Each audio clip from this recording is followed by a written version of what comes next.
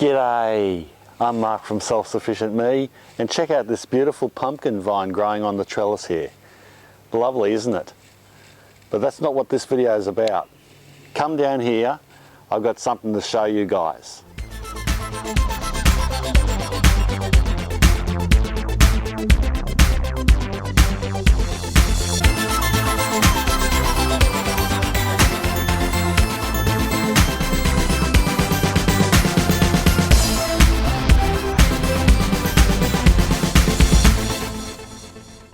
Well, thanks for coming down.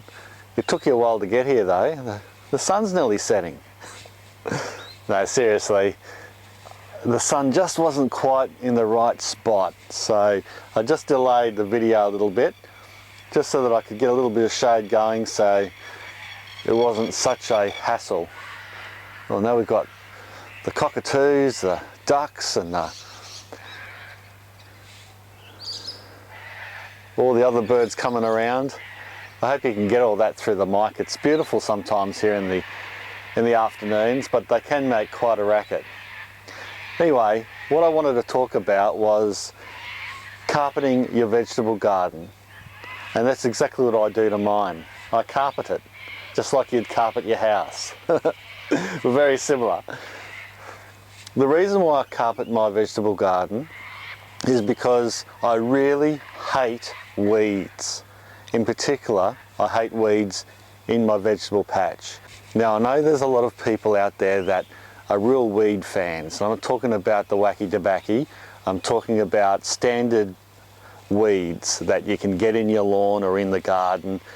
Many of them are edible. Yes, I know that, and I get it. I get the edible thing, waste not, want not, and you can eat grass and everything and have a bit of grass there with your steak. That's fine, but it's just not for me. I don't begrudge anybody else eating weeds, but personally, if a weed was, say, this beautiful kale in front of me, or that broccoli, the cauliflower over there, my lettuce, these determinate tomatoes, you know, I would love it. A nice good crisp weed cucumber, that'd be great. But to me, the definition of a weed is a noxious pest of a plant that's invasive and gets in and destroys habitats and native environments. So my habitat and native environment is this vegetable garden here, and when those weeds get in, edible or not, I don't like them competing with my plants. So one of the ways that I can stop weeds taking up or competing with my plants and taking up valuable nutrients out of the soil and garden beds that I've prepared is by using carpet, or indeed rugs or whatever. Natural materials is best. You know, if you can get a good natural wool or cotton based carpet or rug, that's good. But synthetics do work too. Like, it's amazing what you can get for free. From my local tennis centre, they were redoing some of the tennis courts, and the synthetic courts, the synthetic grass, they have, it's porous, so the water can go through, and that's very important. If whatever you're using to cover your vegetable garden to smother weeds while you're not using it, needs to be porous and allow water through. Otherwise, if it's not, if it's like, say, a tarp, for example, or a plastic sheet, that's just going to cook the garden bed, and it's going to kill microorganisms, it's going to kill worms, it's going to effectively create a dead bed, and that's what you don't want.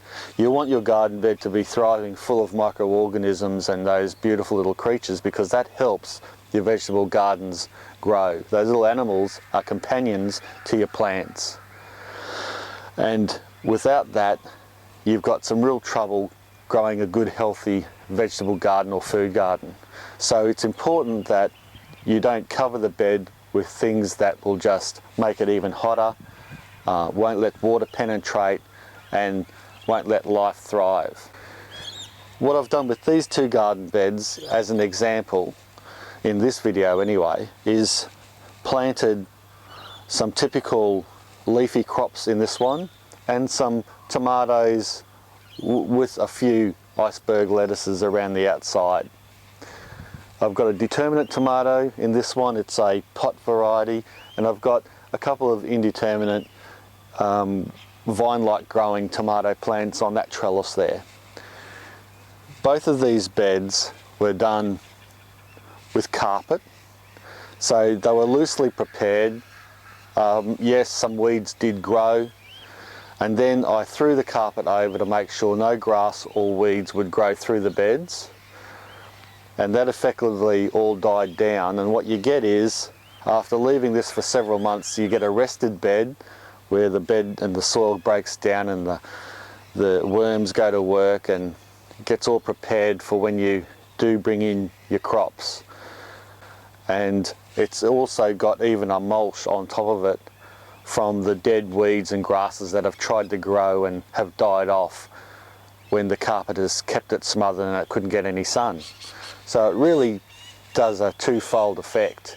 It keeps the weeds smothered, but it also creates a small amount of mulch and its own sort of composting, and the worms eat all that dead food, and voila, when it comes to planting time, you have a lot less work. You peel the carpet back, the bed is bare, you practically just have to maybe give it a bit of a mulch, have a look at it. You could, like I do sometimes, throw some chicken and quail manure around just to give it a bit of an extra pep up, and then you start planting, and you hardly have to do anything to it. There's no digging out the weeds first and re-preparing the bed and then re-digging or double digging the soil. It's just making a little hole, putting your plants in and letting them thrive like they do here, and this is a perfect example. I hope you enjoyed this video. If you did, give it a thumbs up. If you've got any questions, whack them down below. Don't forget our forum, selfsufficientculture.com, or my blog if you want to see some of my written work, selfsufficientme.com. Thanks a lot for watching. Bye for now.